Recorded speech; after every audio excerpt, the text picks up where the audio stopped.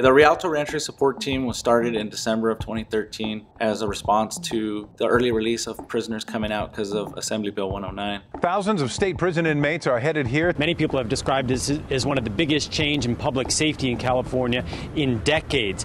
We're now under a court order to release thousands of people to meet an arbitrary capacity figure. Ready or not, here it comes.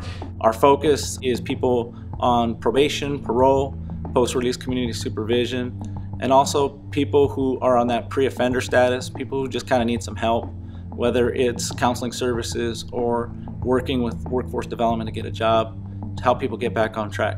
I found out your date for discharge.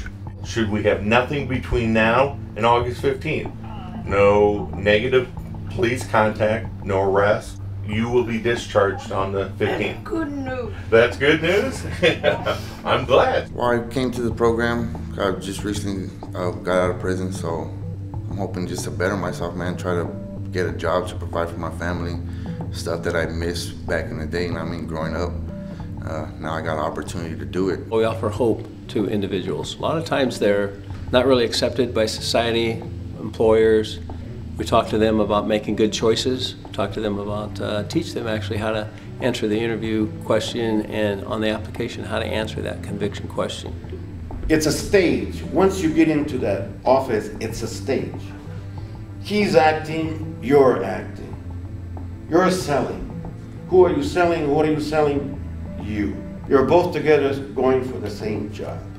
You both have a dime, a dime. Same year, the words. But one of you has to convince me that your dime is better than his.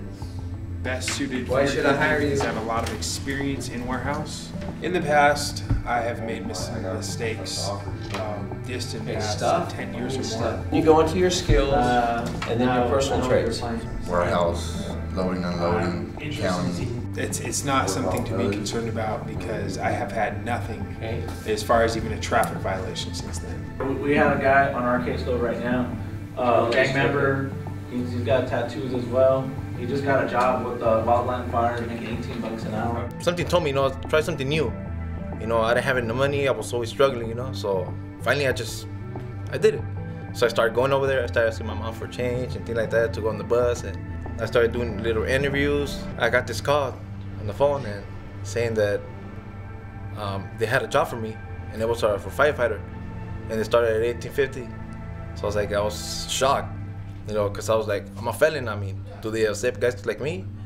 And yeah, they did. Because the only way these programs are going to succeed is if through word of mouth. By you going out and telling. Like, I mean, I tell my homies they're happy. I mean, they're happy, dude. Yeah, because when they see you, you get a job and you succeed, then they're gonna say, hey, you know what, I could do this too. I've been clean already for a year and a half already. And I got close to my family. I got my son back. One of the things that the Rialto Reentry Support Team does is we partner up with probation and we conduct compliance checks at the residence of people on probation and PRCS to make sure they're compliant with their terms, they're not using drugs, and they're following up on the referrals for services that they receive from the monthly events.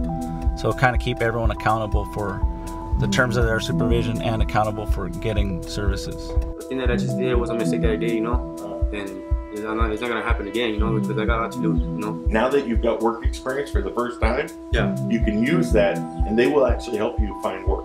Most of the time when we're doing the compliance checks, we contact them at home, and they're not always violent contacts or any kind of confrontation. We talk to them with respect, and we respect their home and their families, and we talk to the families and get to really know what's going on at home, so that we could find out what's going on and what services they need.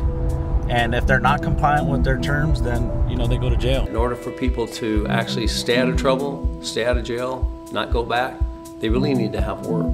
Yes, we want the society to be safe, but you have to think about employment. And it doesn't matter what type of crime the individual has, it doesn't matter if they have little work experience. When they find work, big chance they're not going to go back in. Just trying to get back out there, man, and just be productive in life and just leave my past behind. It's really up to you if you want to change. There's people out there that are willing to help you.